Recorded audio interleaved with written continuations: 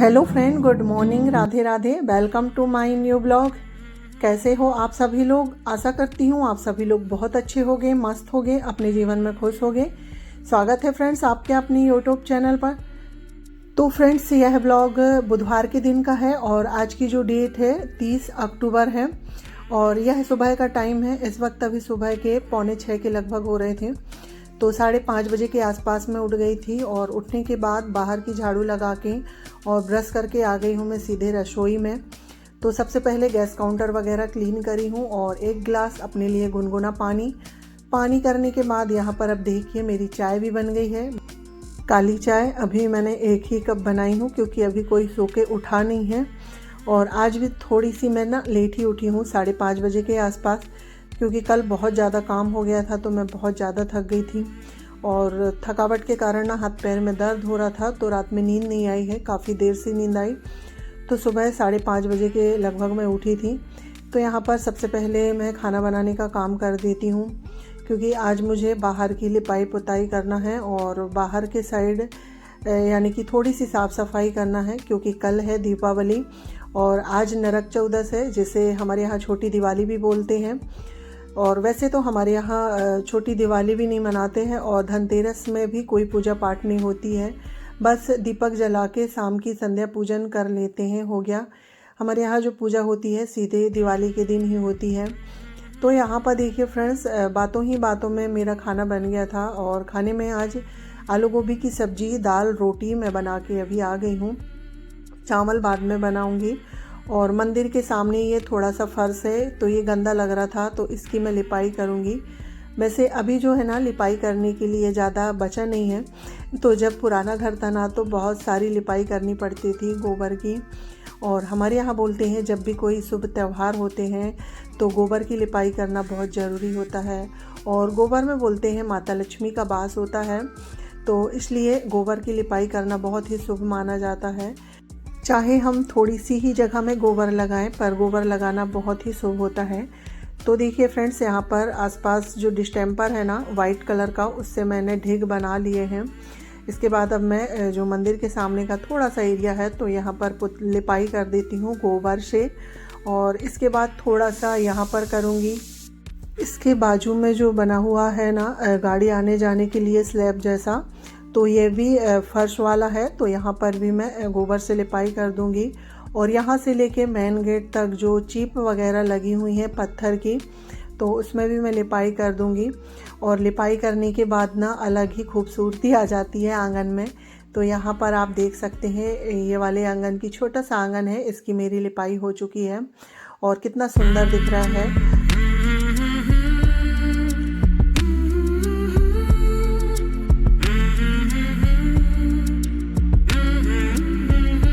तो यहाँ पर देखिए फ्रेंड्स, मंदिर के सामने की आंगन की लिपाई हो गई है। उसके बाद जो यहाँ पर पत्थर लगे हुए हैं चीप मेन गेट तक है, तो उसकी मैं लिपाई कर दूँगी।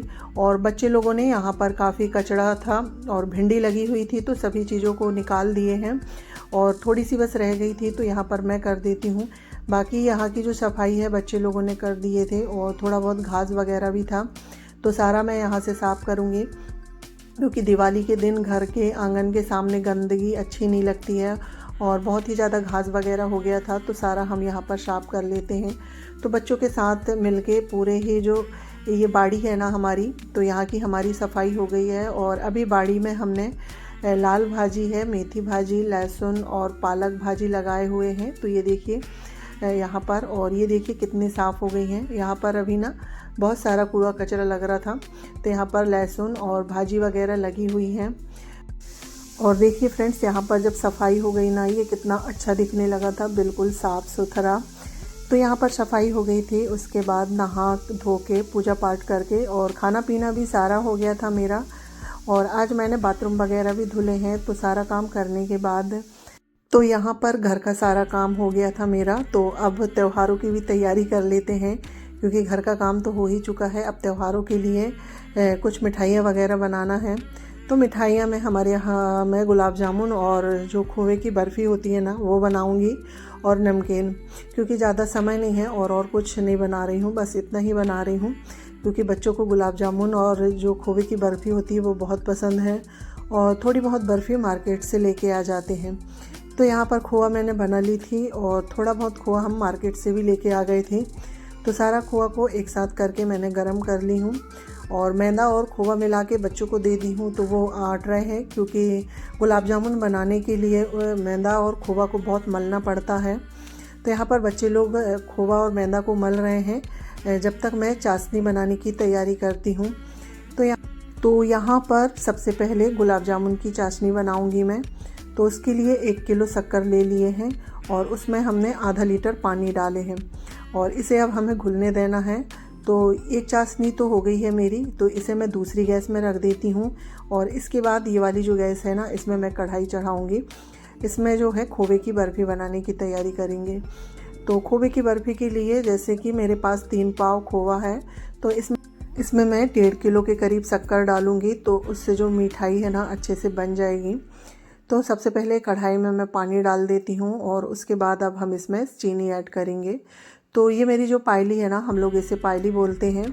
तो ये एक पायली आधा किलो की होती है, तो इससे मैं 3 पायली शक्कर डालूँगी तो ये 1.5 किलो हो जाएगी और 3 पाव खोआ में 1.5 किलो शक्कर की परफेक्ट अच्छी मिठाई बनेगी। तो अब हम इस शक्कर को घुलने देते हैं दोनों साइड, जब तक जो बर्फ़ी का खोवा है ना इसे मैं मल लेती हूँ कि इसमें जो थोड़ी बहुत गुठलियाँ होंगी तो वो निकल जाएंगी। तो यहाँ पर ये खोवा मला गया है और गुलाब जामुन के लिए बच्चे लोग तैयार कर रहे हैं। तो यहाँ पर देखिए फ्रेंड्स, मिठाई की चाशनी बन रही है। अभी इसमें थोड़ी सी कसर है और जब तक हम जो गुलाब जामुन के लिए चाशनी बनाए थे ना वो देख लेते हैं। तो गुलाब जामुन की चाशनी बन के तैयार हो गई है और इसे ज़्यादा गाढ़ा नहीं करना है, सिर्फ 1 तार की ही लेना है। तो यहाँ पर 1 तार की जो चाशनी है वो बन के तैयार हो गई है। तो गुलाब जामुन वाली गैस कर देते हैं बंद और अब हम पूरा ध्यान देंगे मिठाई वाली चाशनी में, क्योंकि इसमें यहीं पर देखना पड़ता है। मेन काम इसका यहीं पर होता है कि इसकी चाशनी कैसी बनी है, उसके हिसाब से जो है हमारी बर्फ़ी बनती है। तो हमें खोवा की बर्फ़ी बनाने के लिए ना चाशनी को बहुत ही टाइट रखना पड़ता है, क्योंकि खोवा हमारा ज़्यादा है और उसके हिसाब से हमने शक्कर कम लिए हैं। तो इसकी जो चाशनी है हम यहाँ पर टाइट रखेंगे। तो यहाँ पर चाशनी हमारी बनके हो गई थी तैयार। इसके बाद मैं इसमें खोवा ऐड करने लगी हूँ। तो मैं चला रही थी और यहाँ पर मैंने ओम को बुला लिया था खोवा डालने के लिए। अगर मैं इसे छोड़ के और खोवा डालती ना तो ये शक्कर बन जाती। इसे 2 मिनट भी नहीं छोड़ सकते हैं हम, नहीं तो ये शक्कर बन जाती, क्योंकि इसकी जो चाशनी है काफ़ी टाइट हो गई थी। तो यहाँ पर देखिए फ्रेंड्स, ओम ने सारा खोआ इसमें ऐड कर दिया है। अब हमें इसे अच्छे से फेंटना है। जितनी ज़्यादा हम इसे फेंटेंगे ना उतनी ही टेस्टी ये मिठाई बन के तैयार होती है, क्योंकि फेंटने से मिठाई में दाने नहीं आते हैं शक्कर के और बहुत ही सॉफ्ट बनती है।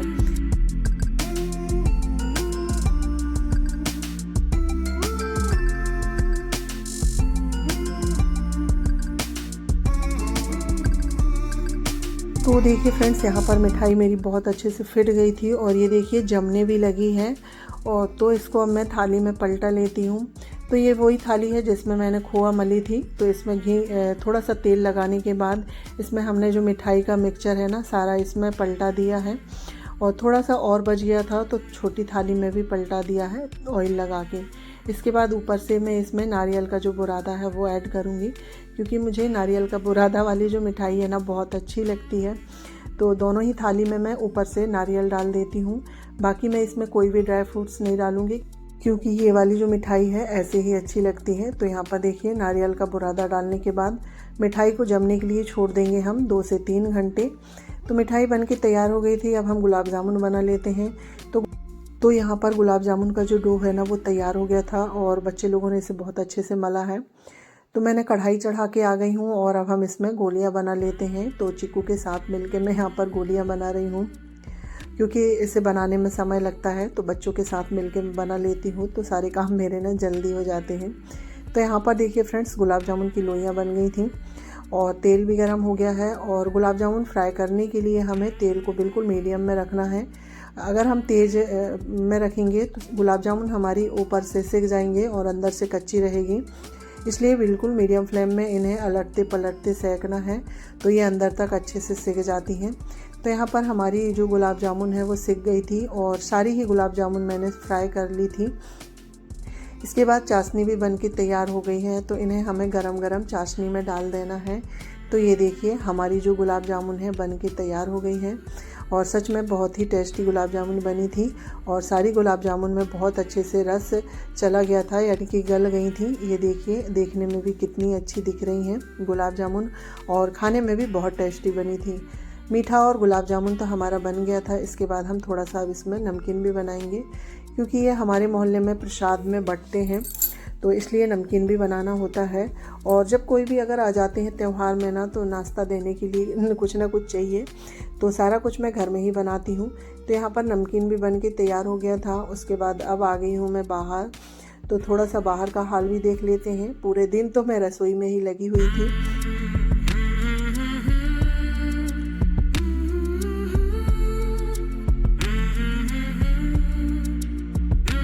तो यहाँ पर ये वाला जो बेड है ना, इसकी बेडशीट मैंने सुबह धुली थी, तो इसमें अब हम बेडशीट सेट कर देते हैं। और इसके बाद ये देखिए इतने सारे कपड़े हैं जो सुबह धुले थे, तो इन्हें सभी को तय करना है। तो अभी इन्हें मैं ऐसे ही छोड़ देती हूँ, जब सारा काम मेरा निपट जाता है ना, इसके बाद मैं इन्हें तय करूँगी। बेडशीट मैंने लगा दी हूँ। इसके बाद चलते हैं अब रसोई में। खाना बनाने की तैयारी तो मेरी हो गई थी, आधा मेरा जो है खाना भी बन गया था। चावल मैंने चढ़ा दिए थे और सब्ज़ी में भी तड़का लगा दिया था, तो सब्ज़ी भी बन रही है, आलू बैंगन की सब्ज़ी। और रोटियां मैं नहीं बनाऊंगी क्योंकि रोटियां रखी हुई हैं और हमारे यहाँ ना रोटियां ज़्यादा कोई नहीं खाता है, सभी लोग चावल खाते हैं। और हमारे इधर सभी लोगों को चावल ज़्यादा पसंद है, रोटियां कम ही खाते हैं। तो यहाँ पर सब्ज़ी चावल बनाएंगे। तो ये देखिए आलू बैंगन की सब्ज़ी, और ये तो मेरी फेवरेट सब्ज़ी है, तो यहाँ पर कितनी अच्छी दिख रही है। तो यहाँ पर सब्ज़ी चावल बन गया है। और ये देख सकते हैं जब मैंने नाश्ता बनाए थे ना, तो उसके बाद के ये इतने सारे बर्तन हैं, तो मुझे बर्तन धुलना है। तो यहाँ पर बर्तन धुल गए हैं, रसोई का सारा काम मेरा हो गया है, खाना भी बन गया है। खाना अभी नहीं खाएंगे, खाना खाने में अभी समय है। इसके बाद अब मिठाई कट कर लेते हैं। तो मिठाई देखिए कितने अच्छे से जमी है, तो इसे अब हम काट के और डिब्बे में भर के रख देंगे। और ये आसानी से कट भी रही है, ज़्यादा दिक्कत नहीं हो रही है इसे कट करने में।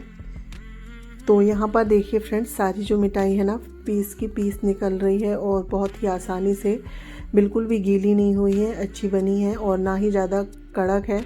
और सच में खाने में भी ये बहुत ही स्वादिष्ट बनी थी। तो एक बार आप लोग इस तरह से ट्राई ज़रूर करिएगा। मावा की मिठाई बहुत अच्छी लगती है खाने में। तो यहाँ पर देखिए फ्रेंड्स, सारी मिठाई कट गई है और ये देखिए बहुत ही अच्छी बनी थी और सारी मिठाई कट गई थी। इसके बाद सारी मिठाई को मैं डिब्बे में भर के और फ्रिज में रख दूँगी। और ये कितनी अच्छी दिख रही है ना, और खाने में ये बहुत स्वादिष्ट बनी थी। तो आप लोग एक बार ट्राई ज़रूर करिएगा और बताइएगा कि मेरी मिठाई कैसी बनी है। तो यहाँ पर देखिए फ्रेंड्स, मिठाई वगैरह काट के मैंने रख दी थी। उसके बाद खाना वगैरह भी हो गया है, बर्तन धुल गए हैं, यानी कि रात का मेरा सारा काम हो गया है। और ये सब्ज़ी लेके आए थे क्योंकि आज बुधवार मार्केट लगती है, तो सब्ज़ी आई थी, तो सब्ज़ी को मैं खाली करके रख देती हूँ। और धनिया वगैरह है तो इन्हें हाथों हाथ में साफ़ करके और डिब्बे में भर के रख देती हूँ, तो जिससे ये ना ख़राब नहीं होती है। तो चलिए फ्रेंड्स, इसी के साथ आज का ब्लॉग भी एंड करती हूँ। आई होप आप लोगों को आज का ब्लॉग पसंद आया होगा। पसंद आए तो प्लीज़ लाइक शेयर सब्सक्राइब करिएगा। मिलती हूँ नेक्स्ट ब्लॉग में, जब तक के लिए